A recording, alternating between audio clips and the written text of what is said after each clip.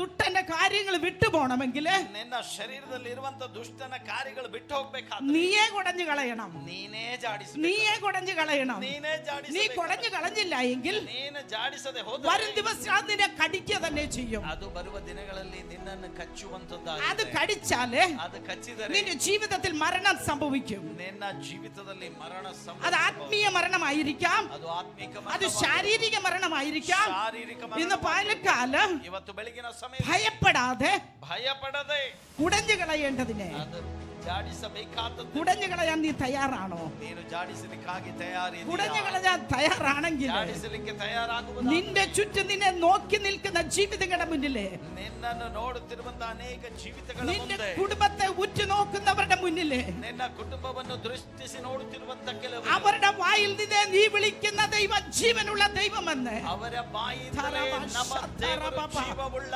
ದೇವರು ಎಂಬುದಾಗಿ പറയിപ്പിക്കുന്ന ഒരു വർഷമാണ് 2026. ಹೇಳುವಂತ ವರ್ಷ. 2026 നമ്മുടെ ദൈവം അത്ഭുതങ്ങളുടെ വിടുതലിന്റെ സാക്ഷ്യമായി നിങ്ങളെ ഇവിടെ ഇരിക്കുന്ന ഓരോരുത്തരെ